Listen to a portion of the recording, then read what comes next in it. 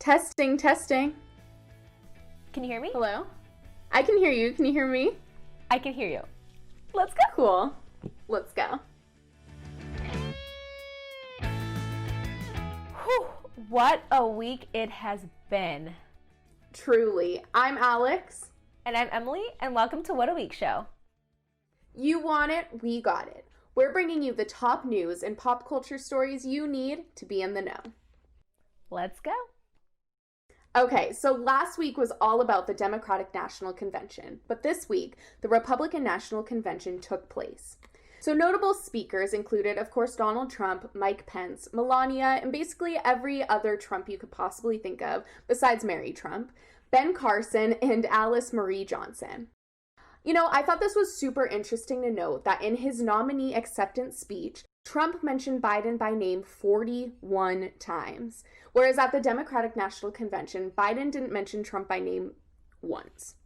So CNN fact checkers counted more than 20 false or misleading claims in Trump's speech. There's also a lot of criticism surrounding the fact that Pence said, quote, "You won't be safe in Joe Biden's America."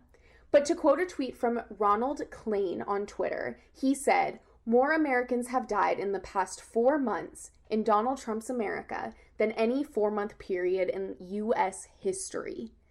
Which, I mean, it's so true, and just to hear it in that perspective, it's like, yeah. Fuck. I mean, like, what else can you say? There's nothing else you can say. It really does put it in perspective, and it's really kind of like eye-opening, because you hear about all these things happening, people getting like shot, people dying, like all these terrible things, then you see like actually written on paper or like on a tweet, and you're just like, wow.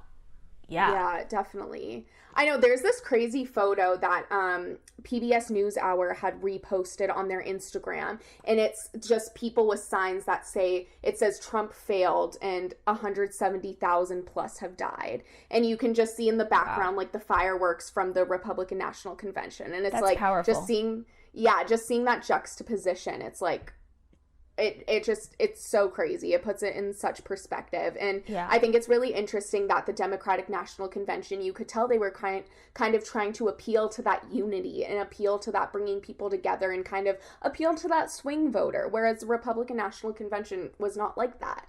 Exactly. A lot of the people speaking at it were definitely very clearly kind of in Trump's circle, and it wasn't kind of this uniting front. And he was saying things to get them excited about, like, anything you think a Trump supporter would want to hear. It was like he was saying it because he wanted to get them wild up to maybe even, like, flip someone who's, like, kind of on the fence or, like, in the closet Trump supporter. So it was definitely for sure, like you were saying, different vibes from the RNC than the DNC. Totally. And now it's just a little bit lighter news, but still about the RNC. I just feel such a strong pull to discuss Kimberly Guilfoyle. So she spoke early on at the RNC, and she works for Trump's campaign. I was not familiar with her before the RNC, but she went viral. She's the one who went viral for going, "The best is yet to come." She looks all proud, and yet it's like she's all enthusiastic. It's like an empty crowd in front of her. I thought it was just so, like, everyone was making jokes about it. It was quite interesting to say. Why would they show the empty crowd?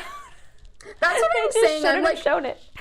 The producers on this show, on this airing, might have been trying to sabotage it a little bit. I think so too. So I had to look her up because I was just so curious. And she's a former prosecutor and former Fox News anchor, and she's currently dating Donald Trump Jr. But you know, I love a little relationship drama, and I had no idea she was married to Governor of California, Gavin Newsom. Yeah, it's insane. So he was actually asked this week on a live press conference if he wanted to comment on her speech. And he said, "I respectfully defer to the next question." Good for him. I love this drama. Yeah, literally. I'm like, this drama is great. I mean, I want to read a whole book on the relationship. Not sure we'll ever get that information, but I find it quite fascinating. I can't pick my job from the floor. Like, what? Like, what did they talk about at dinner? Like, why did they get a divorce? Like, we'll never know the answers to these questions, I'm sure, unfortunately. But, like, so much tea. That's what I'm saying. And I'm like, they were married. Like, it's not like they were just dating. They were married. So I'm like, is he seeing Like, he must be seeing everything going on with her and being like... And then like, why was I associated with that? Exactly. It's so fascinating. All right. Well, we're going to switch gears. We're keeping this thing moving. So our next topic is for all you soccer fans out there. This one's for you. I'm sure you know where I'm going with this. So Lionel Messi, the 6-time Ballon d'Or Argentinian soccer player, wants to leave FC Barcelona. This is a huge deal for me personally, as I am a huge Messi fan and Barcelona fan. I watched him play with Suarez and Neymar, and it was amazing. So it's just crazy that he's leaving. But so he wants to leave after nearly 20 years at the club.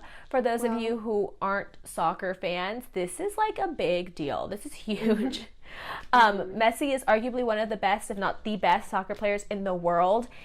He was signed by the soccer club when he was 13, and he's now 33 years old. So he's been in a committed, he's been in a committed relationship with them for a very long time. So this all started when Messi told the soccer club that he wanted to leave earlier this week. So why leave? Why now? Well, Barcelona, to be honest, hasn't been playing that great. They lost their last game versus Bayern Munich 2-8.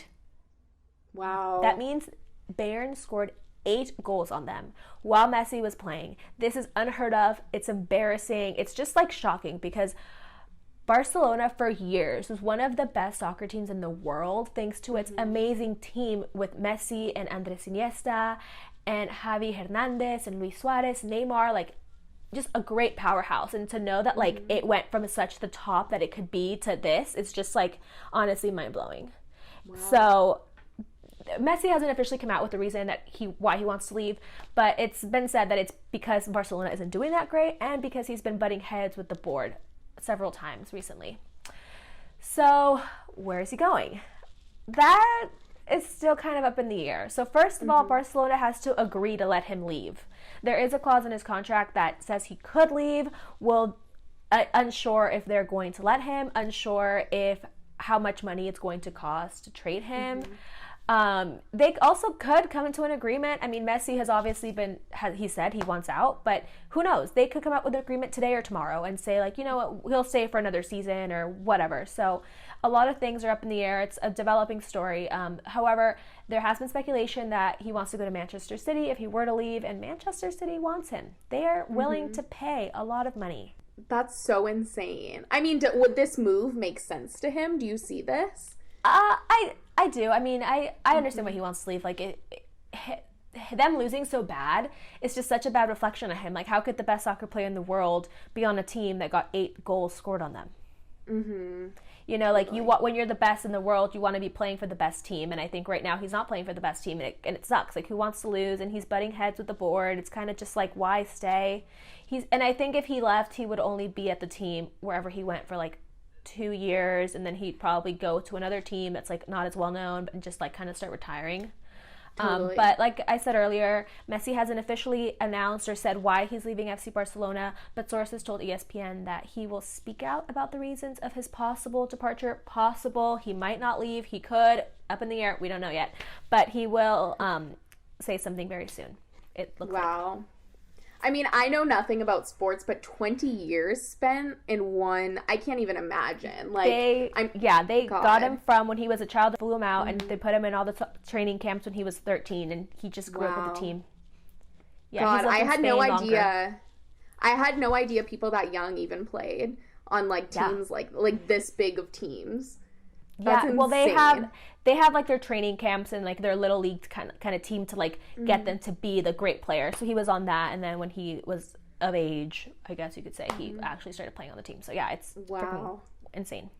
Oh my gosh, that's so crazy. Well, moving on to more news that's actually quite infuriating in my opinion, so I just needed to share. So Bella Thorne joined OnlyFans this week, and for those who don't know... Oh boy, did she. Oh boy, did she.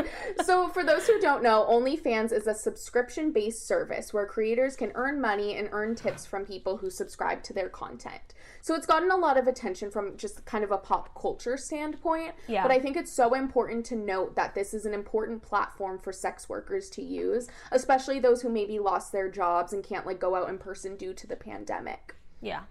So Bella Thorne set records for making more than $1 million just in her first 24 hours on the platform alone, which is so like unprecedented. What? Like even just like I know. Like, I can't even, like, fathom that amount of money. It's just, didn't know she was that popular. I mean, I know Bella Thorne's huge. She was on Disney Channel, you know, she's Bella Thorne. Like, who doesn't know who she is? But I didn't realize, like, that many people wanted her on OnlyFans and that many people were willing to pay that much money.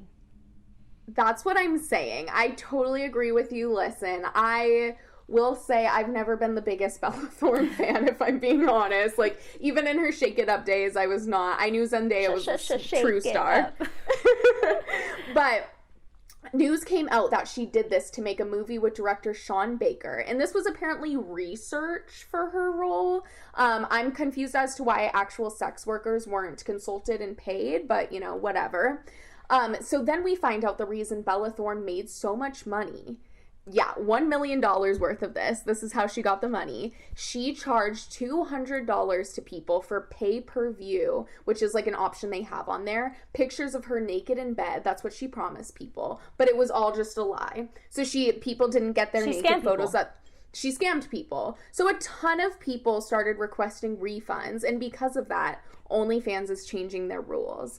And now, OnlyFans won't let people charge over $50 for their pay-per-view content. And they can only get tipped up to $100. Plus now, they can get the money they make only once a month, whereas before they were able to kind of take that money and put it in their bank account every 7 days. So this is like... It's a huge change, especially for people whose livelihood literally is surrounded by this. Like, people use OnlyFans as their job, and it's frustrating to see someone like Bella Thorne just go on just for research and kind of mess it up for people who aren't doing it for fun, who have families and themselves to support. Yeah. It's just ridiculous. And since the change, OnlyFans has come out with a statement. It says, in part, to quote, "Any changes to transaction limits are not based on any one user. Transaction limits are set to help prevent overspending and to allow our users to continue to use the site safely. We value all the feedback received since this change was implemented, and we will continue to review these limits." But it's just like, okay, I see what you're seeing. Yeah, like, I see what you're saying to save face, but it's like, the fact that this happened as all this news about OnlyFans and Bella Thorne has been, like, everywhere is just very telling. Yeah, no, for sure. That's that's really, like, shitty. Like, I don't know what other word to say except shitty. Like, that she charged them an absurd amount of money and then didn't give them what they thought they were going to get. I mean, that also makes sense why she got $1 million if she was charging them $200 opposed to $50. So totally, it's so frustrating. It's so frustrating. So now we're switching gears again to a developing story about Jacob Blake. So Wisconsin police shot 29-year-old Jacob Blake in the back on August 23rd. The incident was captured on video by a bystander and has sparked community protests and widespread anger across the country. The shooting happened 3 months after the killing of George Floyd in Minneapolis. So, according to NBC News, officers were called to the home in Kenosha, about 40 miles southeast of Milwaukee, after getting reports of alleged sexual assault. The Department of Justice said officers tried to arrest Blake. As of now, it's unsure if Blake was the subject of the woman's complaint. The mayor said that there was no body camera video of the incident and that he wasn't sure whether the dash camera recorded it. So now the Wisconsin Justice Department Criminal Investigations Division is investigating this. The officers involved in the shooting have been placed on administrative leave, the state Justice Department said in a statement. Blake was in serious condition in a hospital, but his family says he's out of surgery and is in stable condition. He is no longer in police custody or shackled to his hospital bed, according to his lawyer. Blake, though, is paralyzed from the waist down, his lawyer says. So obviously this is a tragic incident, terrible thing that happened just 3 months after George Floyd was killed. And obviously this started so many protests across the country because people are just really upset. Mm-hmm. It's just so infuriating. There's no words to describe seeing it happen just again and again and again. And honestly, the thing that, I mean, all of it is just so insane, but seeing the news that recently came out, that he was shackled to his bed, and when they shot him and he's paralyzed because of what happened, it's absolutely infuriating. It's sickening, and it's just like the fact that they weren't sure if he was the person they were looking after, and they still try to arrest him, and they still shot him, it's just insane. And like, I don't know about you, but I watched the video, and I just like, it is so sad. Thank God he's alive, but it's just like, why? For what? I know. Why again? I know. In 7 shots, like, it's inexcusable. It's just... It is inexcusable, and I understand when people are upset. I'm upset. I think everyone's upset. Like, this has happened so much since George Floyd. You would think it would maybe hopefully stop happening because of the anger that what it sparked, and it still keeps happening because these police officers aren't held accountable. They think they can shoot someone 7 times and get away with it. I mean, they were placed on administrative leave, but they should be fired, or something drastic needs to happen to the system because they just think they can get away with too much. Definitely. And just, I think it's so important to note, like, if you're not infuriated and if you're not mad, you're not paying attention to what's happening, because 100%. there's absolutely no other side of it. There's no other story of it. This is what happened, and this shouldn't be happening, point blank. Yeah, I agree. And I feel like people would argue, like, well, you don't know. Like, there's always the people that don't have the same perspective as you that are just, like, trying to fight you. And I think there's always going to be that argument of, like, well, what if he had a knife? What if he was doing this? Like, we don't know what happened or whatever. And it's like, okay, true. We don't know 100% what happened. We weren't there. There's no footage except the bystander footage. But also at the same time, like, why does someone have to get shot 7 times? Like, why does it have to escalate to that? If it was a white man, would that have happened to them? Would they have gotten shot 7 times? If it was a Hispanic man, would it have... You have to put yourself into that mindset of, like, okay, you're right. We might not know every single thing, but at the same time, it escalated so quickly. And why did it escalate so quickly? Was it because of his race? Would this have happened to someone else who wasn't of that ethnicity? So, it just shouldn't be happening. No one deserves to be treated that way. No. Definitely. So this incident has sparked protest across the country. And I just want to emphasize, protests aren't anything new. And even if it's not being talked about, kind of whether in the media or what you're seeing kind of on your feeds, protests have been happening nationwide since George Floyd was killed back in the end of May. So people are protesting in Kenosha, Wisconsin, and unfortunately, it's nothing new. Kenosha officials have shared very little information with the public. No one has been held accountable for what has happened, and police are attacking protesters who aren't doing anything but seeking justice. So on Tuesday, August 25th, that marked the 3rd night of the protests in Kenosha, and just before midnight, 2 people were fatally shot and 1 was injured. The murderer was a 17-year-old man who came to town from hours away specifically to go to the protests with a gun. His social media accounts are filled with Donald Trump and Blue Lives Matter propaganda. This was a premeditated event. There are conservatives all over defending his actions, and I'm not going to say any, Fox News anchors specifically, but this is absolutely indefensible. I will not say the name of the white supremacist who murdered 2 people that night, but I will say the names of the 2 people who did not deserve to die that night. Both of them had tried to stop the gunman. Rest in peace to Anthony Huber and Joseph Rosenbaum. It's just, there's no words. There's just no words. Like, it kind of gives me chills, just like seeing that this is still happening. It almost puts me to tears. It's just like, you feel so helpless. And I think I've been seeing a lot of things of, like, on social media, people posting things like, the shooter in Aurora, like, got this much time or whatever, or like all the things of, like, oh, when it's a white person who has a gun and does a shooting, they're like, well, they were a great person, they were a good neighbor, they had mental health issues, which they could have been all those things, they could have had all those things. But if it's a Hispanic person, they're like, oh, they have a gun, they shot people, like they were in a gang. It's just like the assumptions, and it's just like really frustrating, and this shouldn't be happening, and it's just at a loss of words. Totally. I know all I can think about is just the news that he's paralyzed, and all I can think about is he has his family to take care of still, like, once this is all over, like, life moves on, but, like, these are real people that are being affected, you know what I mean? And, like, the 2 men who died that night from the shooting, it's just like, these are two people that tried to stop him from hurting any more people. And it's just like, honestly, and they died. Yeah, as I was reading this news, and even right now, like, I feel like tears coming to my eyes, because it's just like, I just don't see how we're, like, everyone in America isn't on the same page with what's going on. I don't understand. It's absolutely maddening. I agree, and you can really see that. I feel like we live in a bubble in a way, because I think all of our friends are pretty woke. We live in a very woke state. We live in California. I'm sure if we lived in South Carolina, North Carolina, or any other state that isn't as progressive as ours, we wouldn't feel such a big divide or whatever. But I do feel like I sense a big divide. And it's just, at this point, to me, it isn't about politics. It's about humanity. It's about right from wrong and your morals. And it's about, this should not be happening, period, to anyone, especially to Black people in America. It should not be happening. Like, they shouldn't have this fear. You know, it's just, it's unacceptable. It's so sad that it's gotten to this point. I know I feel helpless sometimes.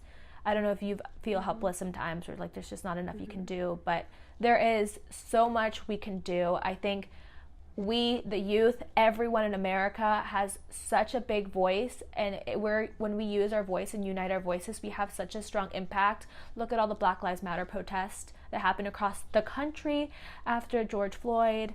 It was moving, and I think usually we want to end the show with a positive story, and we're going to continue to end the show with a positive story. But for this week, we really wanted to do something that would hopefully motivate everybody to get involved and to use their voice. So our number one tip is register to vote. Register to vote and vote your little heart out.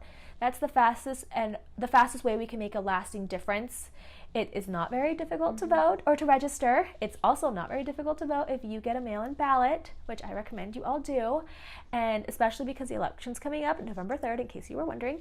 And, you know, vote for whoever you want. We're not going to tell you vote for Trump, vote for Biden, vote for whoever your heart desires, vote for someone who has the same beliefs as you, and vote out people that don't have the same beliefs as you, because that is the fastest way we can make actual change and change laws and change our communities for the better. When you're done voting, donate money to organizations you care about, the ACLU, NAACP, Black Lives Matter, to organizations that are doing good in the world, and then educate yourself. You can never be too educated. Go to credible news sites, credible, underlined, bolded, circled news sites like the New York Times, Washington Post, NPR, PBS. The list goes on, and just learn about what's happening in the community. Learn about what the facts about every single event. Don't just go on social media and assume. Really learn, and then educate your friends, educate your family, so that they actually know the facts too. And then be patient. You know, I think everybody wants change to happen now, and to make good, everlasting change, we need to be patient, and we need to just continue to be positive, make change, vote, donate, do everything we can, and then hopefully be patient that it will happen.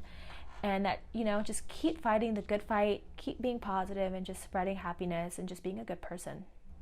Definitely. I know it's so hard to feel like you don't have a say a lot of times, but I think there's small changes you can make kind of just in your own life. And even just, I know this was a lot of the conversation in June, but like educating yourself kind of on how to be anti-racist and how to support like, and growing your bubble and not just supporting businesses that honestly a lot of them are white owned, like making sure to support businesses owned by Black, Indigenous people of color, and making sure to make that extra step in your life is so important. Exactly. Put your money where your mouth is. Totally. Well, do you have a quick, good story you want to tell us about before we wrap up? I guess I have a little story. I got a job offer this week.